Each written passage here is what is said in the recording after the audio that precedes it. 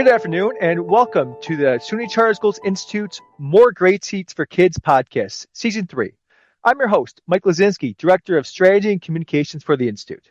I'm very excited to welcome two shining stars from Brooklyn Emerging Leaders Academy, Head of School Nicia Fullwood and Cassie Magesis, Dean of Postsecondary Success. Since welcoming its first graduating class in 2021, Bella has stood out in its ability to prepare its graduates for college and career.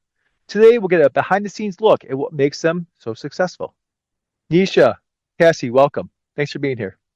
Thank you for having us. We're super excited to talk about Bella.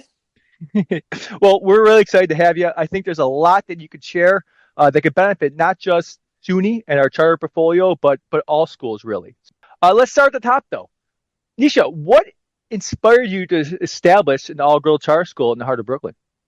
Yeah, no, that's awesome. I mean, I should first say there's a other half of me, Shannon, who also, we're kind of a duo here in terms of starting Bella. But for us, it was truly about how do we create these awesome all-girl spaces across Brooklyn. We were working at one in downtown Brooklyn, and we're looking to, how do we have girls stay in their neighborhood, their cousins, their sisters, their nieces, be a part of, a continuum of girls' education in the neighborhood. And so that's kind of what sparked our interest. And here we are. It's hard to believe 8 years later, fifth graduating class.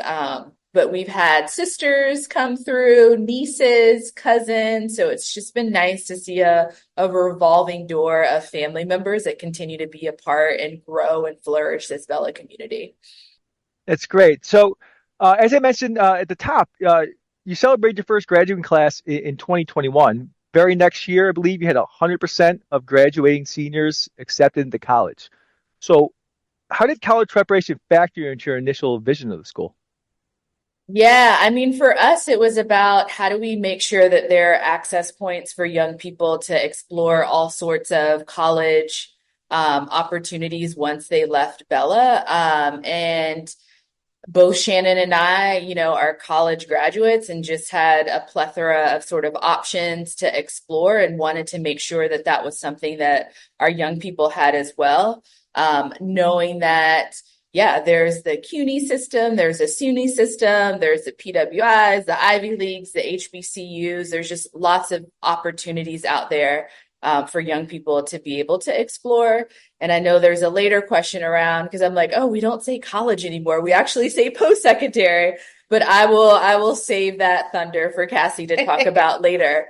But that was the initial vision around it. And how can they use this additional educational opportunity to really make change in their neighborhood, in their communities?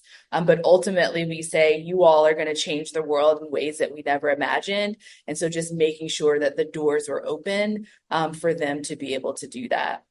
So obviously, Bella is an all-girls school. You also offer an IB program. You have STEAM. Like, how does all of this fit into college preparation? Yeah, that's a great question. That's a Nicia question, right? All right. So how does all of this fit into preparation or college preparation? We really thought about it like, how do we have these different entry points or different ways for young people to explore kind of their talents, their passion, both sort of on the academic side, but also on the social and emotional side, knowing that there are a lot of different things that they could be doing in the world to make an impact. And particularly with the IB program, it just aligns so well with our core values and our mission. It's not just about the academic, while that is certainly a central component of it, but it's also about how do we prepare you to just be really good humans? How do you look at your world from a global and holistic perspective? How do we become empathetic folks and people for everyone in the world and not just for ourselves and our community? And that is sort of in direct alignment with our belief system and our core values here at Bella. And so while they do have this rigorous they're taking the science and the math, they're also taking a philosophy course where they're really challenging their own ideas of like, why do I understand the things the way that I understand them?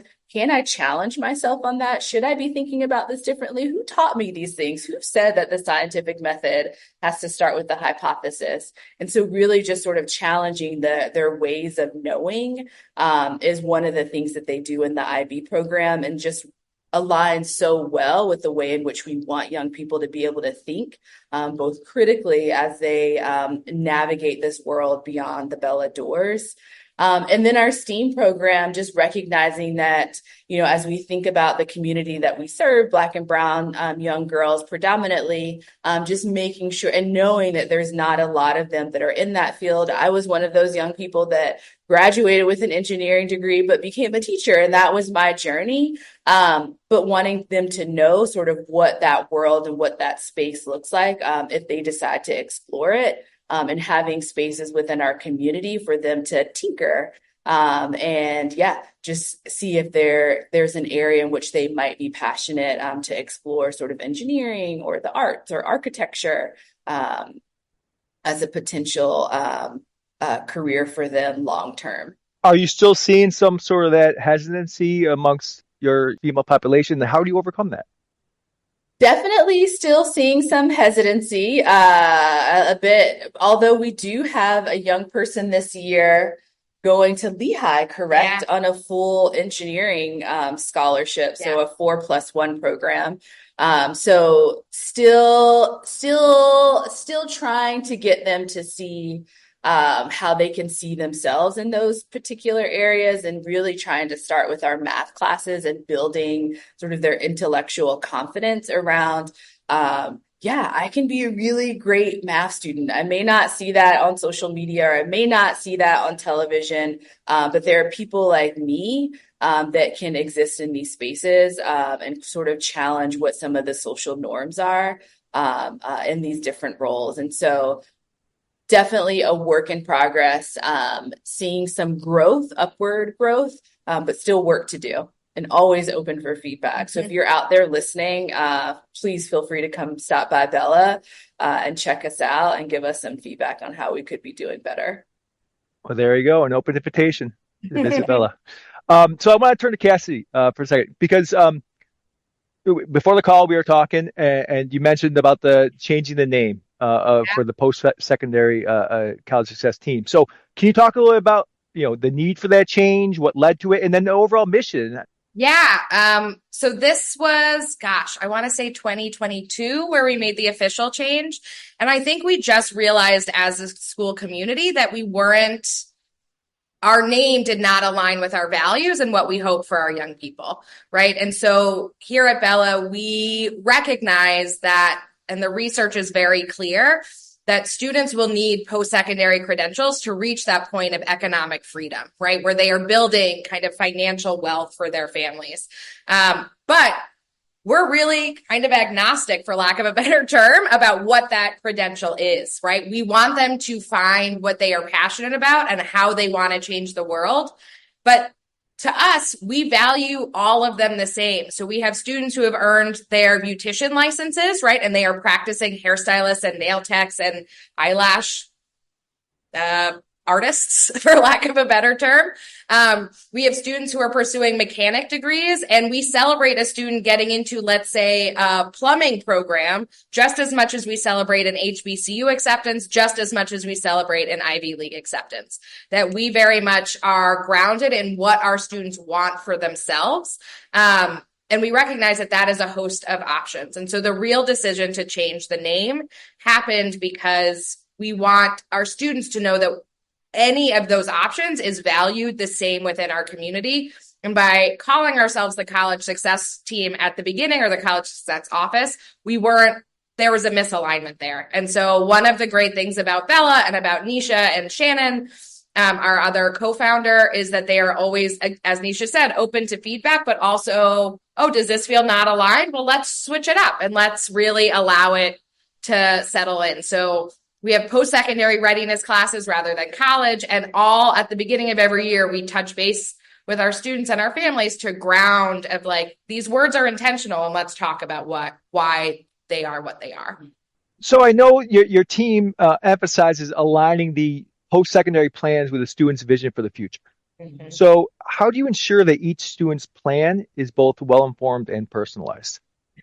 Yeah, so I think there are a few ways to make that happen. So I think one of the first ways that that has to happen is by aligning resources to make that possible.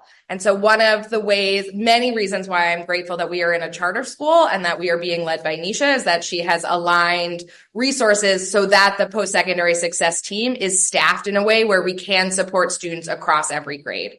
So for a school of our size, we have a team of 3, which is a gift. And I think really rare, particularly within New York City, but I would go so far as to say across New York State. So we have a post-secondary counselor, an incredible counselor named Kim Peters, who supports our 9th grade and 10th grade. Then I support the 11th and 12th grade. And then we have an incredible alumni success counselor, Alexis Harris Bates, who supports our alum. So I think the first part of making sure every student has well-aligned post-secondary plan aligned with their future is making sure you have the people to do it. Because one person could not serve all of our young people in the way that they deserve. And that means adjusting and you have to, if you have a staff of 3 here, you have to adjust it from somewhere else. So there always has to be kind of a give and take. And I'm grateful here that this work is so prioritized. Then now you have the staffing team in place, the next part is you got to start as soon as they come in. So we start in 9th grade and it is continuous until they graduate. And so we have every student beginning in 9th grade has a post-secondary readiness class that meets once a week. Then they also have individual meetings in 9th and 10th grade. That's with Miss Kim. And then 11th and 12th grade, that's with me. Then we are also doing intensive work with families, be that family nights or individual one-on-one sessions or communications with families via email or phone or text. And then it is always about making sure the students know themselves, know what's out there so that they can correctly create a plan. And I think a lot of students get a little hesitant because they're like, I have to make a plan for the rest of my life. And that's also a big thing we take on is making sure they know this isn't the rest of your life, right? This is the first step. And then let's talk about where it goes from there. And then I think another privilege of being in a small school is that we can have really individualized support, right? So I know incredibly well all of our students, right? And not only that, but I've built relationships and my team has built relationships with their families over years so that when we're asking for tax documents in 11th grade to help us with financial aid, we already have those bonds there where they feel safe and secure in sharing that really, personal, vulnerable information with us. And I also think another way that Bella is unique is that our social work team is bigger than most schools, right? We have a social worker per grade. And so my team being in collaboration with them just allows us to, build those deeper connections and all be on the same page. So it sounds like it's pretty important to have those familiar connections as well, though, right? Like that's a key 100%. component of what you're doing then? Yeah. Yes. And it is one of the things that we track really intensely. And I wish I had my Bella cell phone here, but I've got each family member's saved in there and that we are, just talking. And they, the college work doesn't stop necessarily once we're out of school. The post-secondary work doesn't, right? And so we're just in frequent communication as we navigate this because the post-secondary application process, yes, is very centered on the young person, but the financial aid process is very centered on the family. And so we have to know our family situations really intimately so that we can best advise them throughout all of this. And so the trust and the foundation of care is really at the heart of that. And it makes all the other work possible. So this is really kind of like each year you're building up, right, with different courses and different opportunities for your students. So I know in 9th grade, you have something set up where the students need to secure like an internship or a job in a potential field of interest. Do you have local partnerships that help make this possible? How are you helping support students to find those opportunities? Yeah. So Miss Kim, who I mentioned before, is really phenomenal at that. And that's a big bulk of her work. We recognize not only does it make for a stronger post-secondary application to have things every year, but experiencing things outside of like your home for the summer or Bella during the school year, it's also essential to like knowing yourself. And I actually like nothing more than a kid doing an internship in a field that they were interested in and coming back in September and telling me they hated it. I'm like, great, that means we don't have to go down that path. We get to cross it off the list. And so a big portion of Miss Kim's job, right, and our team's job is to build partnerships with local organizations. And we're not just talking about employers, right? Because in ninth grade, a lot of companies don't want 14-year-olds, right? And I understand that, or 15-year-olds, even for unpaid internships. So it is about building connections within our community. We have a wonderful daycare that's across the street from Bella.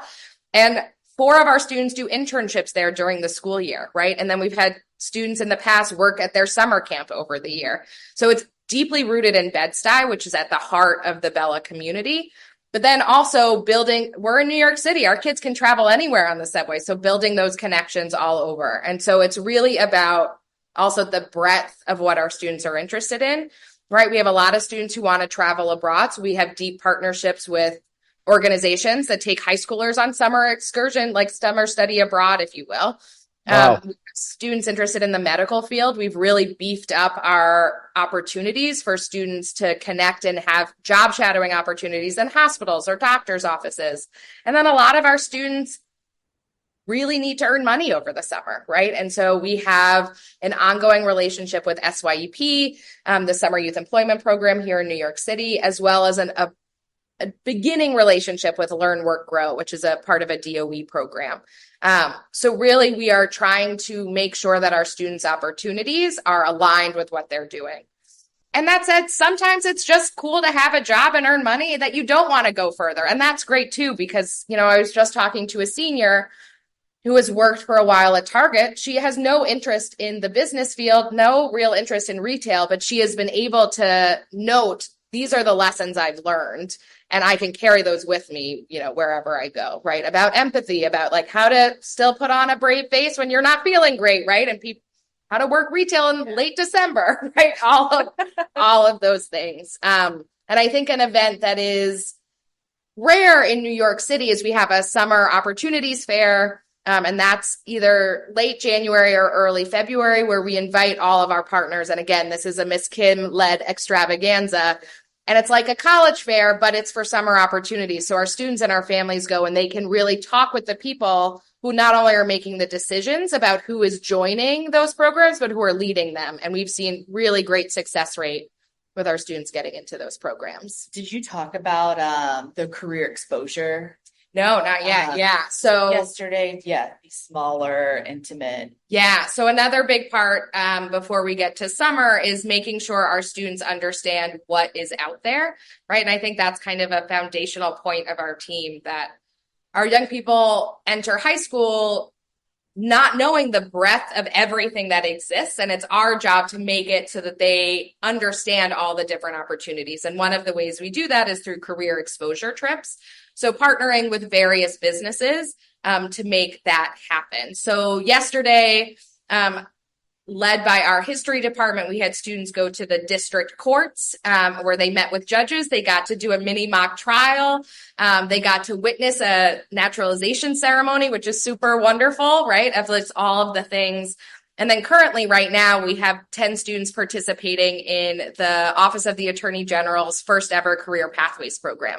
So our students are meeting with all the different roles within the Attorney General's office, as well as getting a chance to talk with Tish James, which is really exciting. And I think, this Attorney General piece is just an idea of like, okay, you hear the Attorney General's office, you think, or if I was in high school, I would think everyone who works there is a lawyer. But no, they're meeting with some of the forensic scientists who work there. They're meeting with the forensic accountants who work there. They're meeting with the social workers so they're getting a real understanding of this massive state agency, all of the different roles that fit inside. And then we'll see. The chaperone on the trip has been texting me like, gosh, they're so excited, and all of it. So it's exciting. That is exciting. So obviously there's a social and emotional kind of aspect of this as well in terms of like your whole transition to college. So how are you preparing students for that? How are you providing the support they need to navigate that? Yeah, the transition to college and the matriculation process is something we think a lot about. And I think the College Access and Success community has done great work just across the city and really making sure that our work does not end on May 1st when our students commit, right? That it is a much longer term.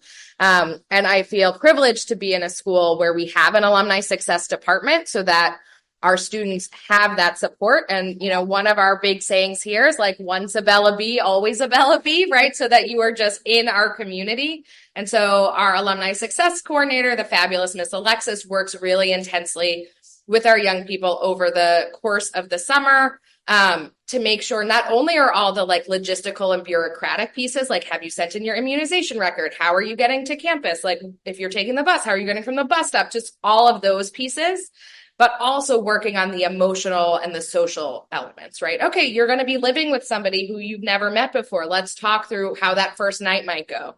Or you have never been in a predominantly white space. Let's talk about what that will feel like and how we can go about creating community for you in a space that looks very different than Bella and then like potentially any place you've ever been. So we spend a lot of time thinking through that. And then our alumni success program is at its most intense, I would say, right around the start of that fall semester, because we know it is such a pivotal point for our first year college or post-secondary students to make sure they are adjusting, to make sure they feel connected, not just to Bella, but also to their new campus. And we have an ever-growing list of folks on campuses that we know are safe spots for our students to go, like when they're in the midst of a storm. So making sure our young people have those connections. And then our wellness director, Miss Denise, spends some time with our seniors really talking about, all right, let's look at your college or post-secondary campus map. Like, let's identify where the mental health clinic, how many free sessions do you get? Let's identify where the blue lights are. If you feel like you're in a peculiar situation, like these are the lights that you can go to and someone should come right away. So also making sure that our young people know how to navigate the resources that already exist on their campus that are just here at Bella. But that looks different when you're on a campus or you're at a vocational program, like how to navigate those resources too is also super important work that we do. So you're not just maintaining though contact that first year. Are you doing it throughout the whole college journey then? It's for the first 4 years after graduation, which is really exciting. And it's varying levels of support, right?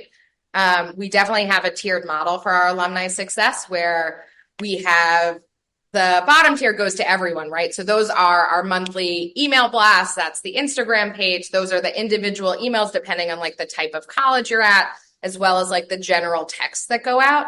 And then we have, as well as our alumni success counselor always has like open appointments where students can sign up. So those are open to any Bella alum at any time where they can come in and just raise their hand and be like, yeah, I need help. Let's hop on Zoom. Let's hop on the phone. I'll come into school. And like this time of year, Nicia knows I love because alumni are coming home and they come in and surprise us. And it is just, it's the best. And then, you know, they get all of the alumni association pieces, like we have homecoming in January, all of that goes to everybody. And then as we kind of go up in the tiers, it's the second tier are students that we know, okay, you're going to navigate difficult, let's say financial aid situations. You're having a dependency override. So we know each year we're going to have touch points with you around these crucial parts, or our students who have IEPs, right? We do a lot of work before they graduate on making sure they know what is in their IEP and helping them fill out the application to get services at their new school, but touching base with them once they get to campus. And then our top tier is our most intensive tier, and that are the students that we know for a whole host of reasons are going to need the most intensive support. And so those could be students that we knew struggled while they were at Bella. And so if you're struggling academically in high school, there's a pretty strong correlation that you're going to struggle in college academically. So making that clear. Students who have less stable home lives, like we want to make sure we're really increasing that. And we have a really strong leadership academy here. It's Bella's version of advisory. And so we work with the senior LA mentors as well as our social work team to really drill down, okay, who are our high need students so that we can really be taking extra care of them. A lot of our listeners are peer school leaders. So they probably be interested in knowing, like, how are you measuring your success when it comes, do you have specific metrics, college, career, like how, from the operational standpoint, like how should leaders go about thinking about that? Yeah, we're obsessed with data. So that's a big thing. And I think we have lots of various metrics. I think the overarching metric in terms of when students leave Bella, we are utilizing National Student Clearinghouse data to measure enrollment and persistence in school. And so if anybody listening wants to chat through like how you clean NSC reports or anything like that, yeah, I've been in the weeds with this data for a number of years and happy to share how we do that. So that is the overarching for our alumni success program, as well as for the 11th and 12th grade program around, we don't want to just say like, oh, look at all the great places our students are getting in. We want to be able to show that they are moving towards graduation. And so the one downside about NSC data is that it does not tell us credits accumulated. Like I just know that they're enrolled, and if they're enrolled full-time or part-time, doesn't tell me like Cassie was enrolled this semester, but she only earned 3 credits at the end of it, right? So it's not the perfect system. So we are working closely with CUNY to try and join their data share agreement so that we can get credit information there. With 9th and 10th grade, particularly around summer enrollment, it's a lot of our own tracking. And then how many applications were submitted, how many students got in, what was the experience after, so doing surveys there. And then with 11th and 12th, as we're gearing into the application cycle, we do a ton of data analysis of where have our students applied, how many have gotten in, how many rejected, how many waitlists, so that we can really kind of pay attention to the trends. And then we're also doing that for financial aid of like what schools are giving us the best, most affordable packages, which schools are really falling off with packages. And it's a wild time in college admissions with the SCOTUS decision last year, with the FAFSA stuff last year. So there is a lot changing, and we just have to be as nimble as possible. And data helps us do that. In potential immigration. Yeah. And then looking ahead, January 20th is going to be a scary day for many, I think particularly our immigrant families. And so we are doing a lot of work here at Bella, particularly around our mixed status families. So our students who are U.S. citizens who have undocumented parents.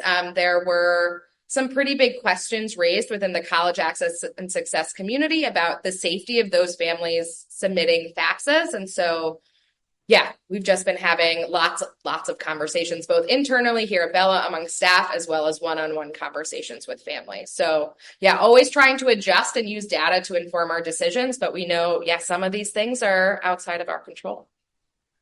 I mean, that brings up, obviously, you're doing exceptional work, but there's going to be some challenges and some obstacles you have to overcome. So like, can you give some insights to some of those types of things and how you were able to push forward?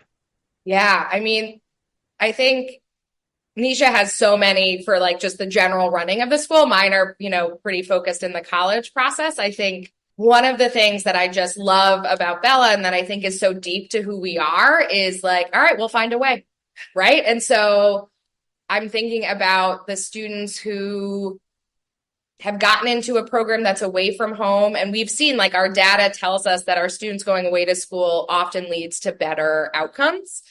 Just because it gets them kind of out of their home environment. They don't have as many home responsibilities anymore, et cetera.